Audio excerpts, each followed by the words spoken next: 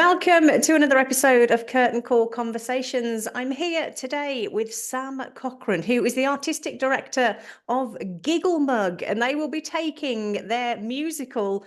I mean, it's brilliant. It sounds fantastic. It's all about Jaffa cakes, and they're taking it to Edinburgh Fringe. How are you today? I'm doing good, thank you. How are you? Good, yeah, really well, thank you. I mean, there's not many people I know that don't like a Jaffa cake. So tell me why? That's the Yeah, question. it's a great question. Um, well, we've kind of become known for creating shows with brands or based on big brands, kind of big names, and often people would look at the title, I mean, almost always, and say, how does that work? How is that a show? Yeah. Um, and we think it's a fun challenge to say, well, come and find out. And yeah, previously we've done three other scripted musicals. One was based on the shop Timpson, that maybe is our weirdest, I'd say, um, for content, but I don't think anyone Yeah. would ever piece that together with a musical. And we did one based on the game RuneScape, and one based on the Scouts as well. And all of those were actually in some way, with the organization behind it. But this is our first time flying solo. And Okay. yeah, it's exciting. And we just thought we wanted to continue that idea of having, a kind of big name that would bring in audiences, hopefully. Mm. Um, and also with this in particularly, like there's a really great story there, a real life story, which just seemed like the perfect kind of subject matter to mine for a musical. Yeah. So that really is the reason why. Yeah. Yeah, absolutely. I mean, the premise of the show is the long-standing argument whether a Jaffa cake is a cake or a biscuit. In my Mhm. opinion, the clue's in the name, surely. But I mean, what do you think? Yeah, it's a good question. I mean, I feel it's a difficult one for me to answer because Yeah. I don't want to give anything away. No. But I think the beauty of it really, and why it's like such a, I think it is a real 50-50 thing. And there are such good arguments for both. And in the show itself, so it's based on the infamous tribunal from 91, Yeah. between HMRC and Jaffa Cakes and McVitie's. And yeah, and both sides come up with these great arguments, and these are mostly real arguments. We threw in some of our own, but generally speaking, they are things that people actually did, which are mad. Like there are some that, Yeah. particularly the finale of the show, is crazy to think that that happened in a courtroom. Yeah.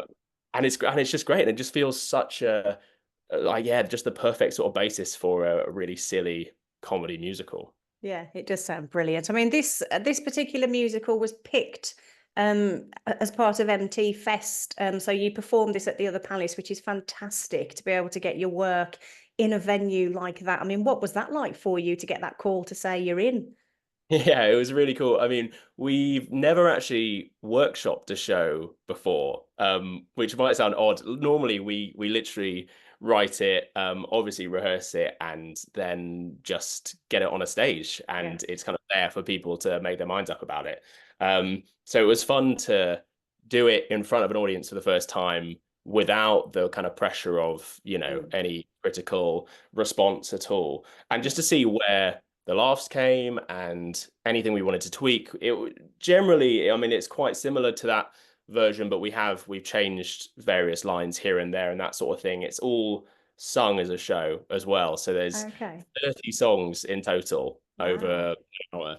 And yeah, we just felt like it bizarrely such a high stakes situation, Yeah. seemingly, although it might not seem it like to the to the average person, but because it was a case of if Jaffa Cakes lost, then they'd have to pay millions, and they'd all cost more, as Mm. a result as well.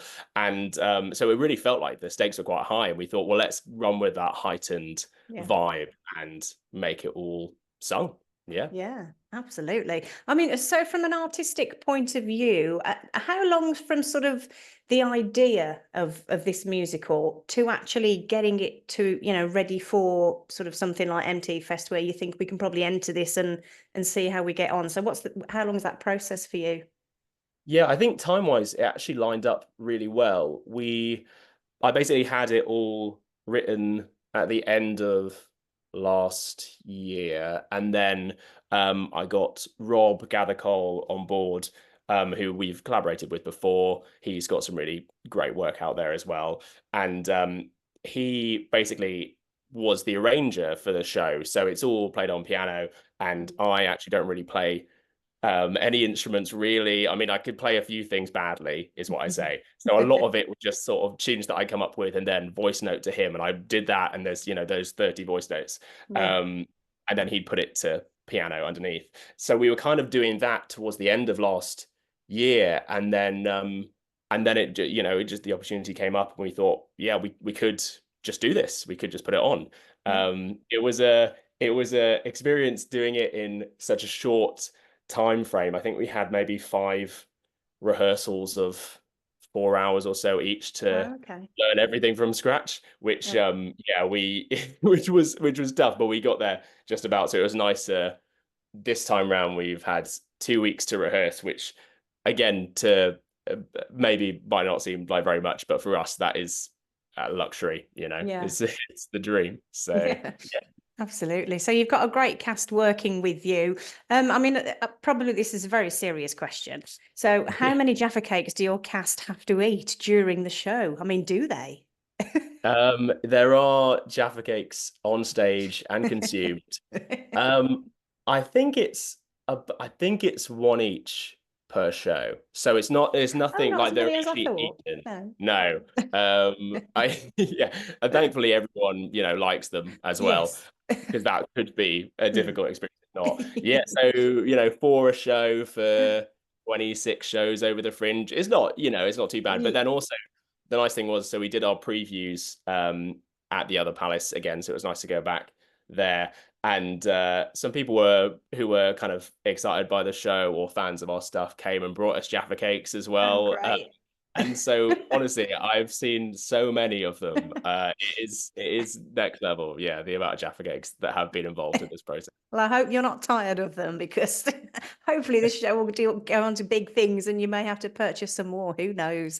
So Yeah. talk to me about Gigglemug then. How was this created? Yeah, sure. So we started, our first show was Timpson the Musical, actually 6 years ago. Okay. Um, yeah, so we just had our kind of 6th birthday doing our first preview of this show, because that was the first preview of Timpson, was kind of where we start Mm, our birthday, I guess, as a company. And yeah, and we were kind of all involved in musical theatre at Warwick Uni, okay. and um, I basically just really wanted to make a company and take something to the Fringe, having been quite a bit when I was younger, and yeah, and that's what we did. And so Timpson was the obvious, choice. It had to be, of course, it was going to Yeah. be. And then so I reached out to James Timpson, who now is I mean, he's doing all sorts in government as well, which is great. Yeah. Um, and I just asked, can I have permission to write a show with some friends about your company? And he said yes straight away. It's been interesting working with different organizations and that being our Mm, kind of USP a little bit, and really learning the different kind of challenges, or who is involved, who gets to say yes or no and that sort of thing. But James Timpson really was the one who got to say yes to everything, and he did say yes to oh, everything, wow. and they sponsored us. And yeah, it was sort of it was just so wonderfully weird and lucky, and we did kind of performances at their conferences as Did well. you? Yeah, yeah. So there's been That's some funny great. trips over the years. Same with RuneScape. We did some shows specifically for people who work at that organization.